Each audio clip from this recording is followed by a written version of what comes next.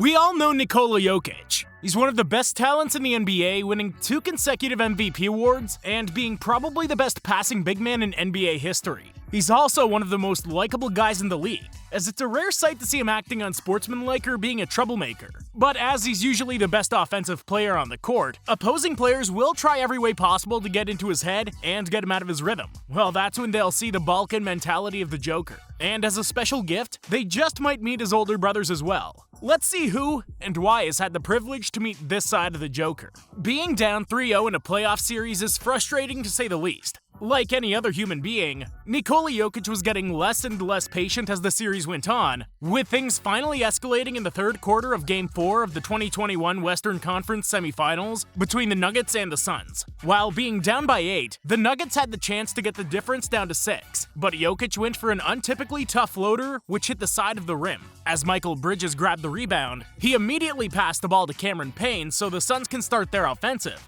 A furious Nikola Jokic hit Payne, and tensions rose high. Devin Booker was the first to react to this foul and jumped on Jokic. While not a typical trash-talking situation, as Jokic was the reason it all went south, this loss flipped the switch for the upcoming Joker performances against the Suns.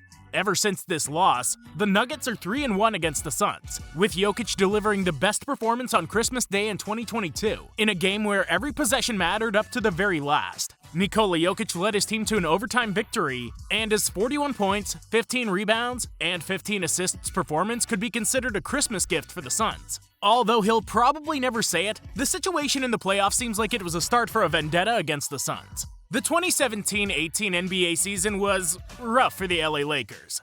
They only managed to win 35 games, which was enough for the 11th seed in the Western Conference. Although the season was rough, it unleashed enough of the Lakers' talent to get into a deal for Anthony Davis with the Pelicans the following summer. One of the better talents was Julius Randle, who had a little too much confidence in himself in an already summarized game against the Nuggets. With 21 seconds left and the Lakers up by 9, Randle completely unnecessarily pushed Jokic to the ground. Jokic reacted immediately, and things got heated between the two teams for no reason at all. After this game, the two have met in a total of 9 games in 4 seasons, and Jokic and the Nuggets have a dominating 7-2 record against Julius Randle. 5 of those 7 wins came in a blowout fashion. It's fair to say that Jokic outplayed Randle in 6 of those 9 games, with averages of 21.7 points, 10.2 rebounds, and 6.7 assists in 32 minutes per game. Russell Westbrook has always been a tough matchup for any player in the league. No matter the result, no matter the importance of the game, Russ plays hard night in and night out. With the game between the OKC Thunder and the Denver Nuggets already being decided, with the Nuggets up by 9 with 35 seconds left, Russ decided to get in the head of Jamal Murray, and things got chippy quickly. Jokic, not liking what he saw, quickly jumped in. This frustrated Westbrook, and he said some not very polite words to Jokic. In the next matchup, Joker replied to Russ and the OKC Thunder. He bullied every player that tried to defend him, from Russ to Steven Adams. This resulted in 36 points, 9 rebounds, and 10 assists for Jokic, which were enough for a Denver Nuggets victory. I think it's safe to say that Russ learned his lesson the hard way. Don't mess with the Joker. In a game between the Heat and the Nuggets, Denver was up by 17 with 2 minutes and 45 seconds left on the game clock. Markieff Morris, being the dirty player he is, fouled Jokic with a dirty foul mid-court. But little did he know, he messed with the ball. And what do you get for that? The horns, of course. Or in this case, it was a body check by Jokic resulting in Morris missing 58 games due to the injury caused by the shove. The Heat jumped Jokic, and the one player that was most furious with Jokic was Jimmy Butler, who told Jokic to meet him in the back. Butler really looked for Jokic in the back, but I don't think he would have done much even if he found him. In the next game between these two teams, Jokic led the Nuggets to a comfortable 9-point win, finishing the game with 24 points, 15 rebounds, and 7 assists. Morris, on the other hand, never fully recovered after this, but you get what you ask for, unfortunately. Gary Payton was known for being an amazing defender, a great playmaker, and a leader of the Sonics in the late 90s. Another thing he was known for was being a massive trash talker. His son, Gary Payton II, in a matchup between the Warriors and the Nuggets in the 2022 playoffs, tried his father's way of getting into the opposing player's head. Early in Game 2 of the series, after an offensive rebound, Jokic was met by GP2 at the rim, getting his shot blocked in a fascinating fashion. Soon after, the Nuggets called a timeout. and that's when things escalated between the two. While the players were headed to their respective benches, Gary Payton II tapped Jokic on the butt, and although it didn't seem like he had any bad intentions, Jokic clearly didn't like this move by the Warriors player. Jokic saw this move differently, and got mad at the whole Warriors squad.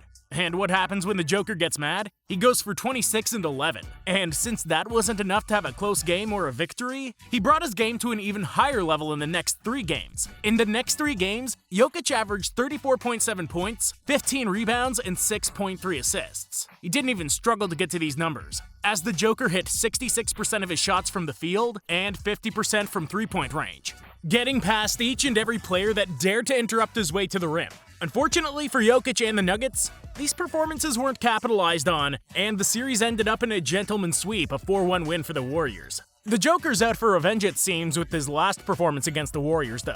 26 points, 12 rebounds, and 12 assists on 54% from the field, which this time was enough to get the win over Golden State. It'll be fun to see what the future matchups hold for us. Dwight Howard was a player who loved to joke around on the court, but also one who you could expect anything out of. Just like Nikola Jokic, Dwight's personality was what set him apart from other players, all while having some of the most monstrous performances night in and night out. When the Lakers and Nuggets met each other in the bubble playoffs, everybody was waiting to see how the once lockdown defender and 3-time Defensive Player of the Year would hold up against Nikola Jokic. Things got heated in Game 3, when Dwight shoved Jokic in an attempt to get the loose ball.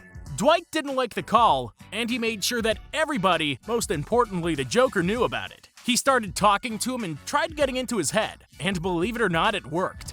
Dwight played great for the rest of the series, and Jokic was held down to just 16 and 20 points in Games 4 and 5, enough to get the Lakers to the NBA Finals. But it doesn't end here. Although Dwight won this battle, Jokic won the next one, as he made a fool out of Dwight in their next matchup. Jokic got Dwight twisting and turning with what seemed like a simple play, finally getting to an easy attempt at the rim after he got Dwight yet again with a nasty pump fake. If this play wasn't enough for revenge on Dwight, after the bubble ended, the Nuggets are 4-1 in games they played against the Dwight Howard team, with Nikola Jokic averaging 20.6 points, 10 rebounds, and 8 assists in those games, on 64% from the field.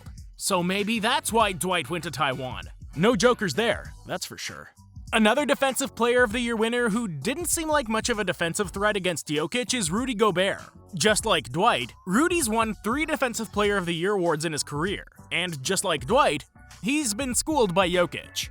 After a foul call versus Gobert, the frustrated big man imitated Jokic's way of getting fouls. He tried his best, but wasn't close to the original, and the Joker wasn't about that. He was not going to get disrespected like that. So in the next game, Jokic pulled out many of his best moves from his arsenal, toying with Rudy Gobert. He hit an unbelievable one-legged fadeaway jumper, but that jumper resulted in only 2 of Jokic's 30 points against the French big man. Jokic ended the game with a triple-double, adding 21 rebounds and 10 assists to the 30 bomb.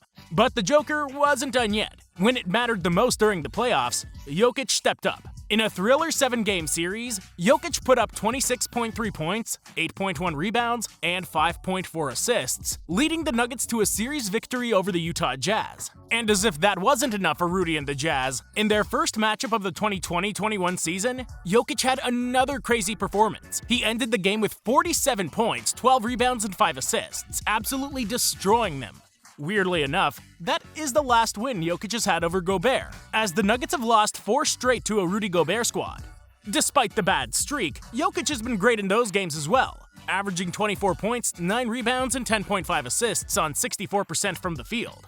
That's what happens when you try to trash talk Nikola Jokic. There are only a few examples of cases like these, but most likely because players know better than trying their luck against the Serbian big man. If you can't stop him when he's calm, don't try to get him mad. Let's hope some players will run their mouths soon, so we can get even more of these unforgettable performances by the Joker himself, Nikola Jokic.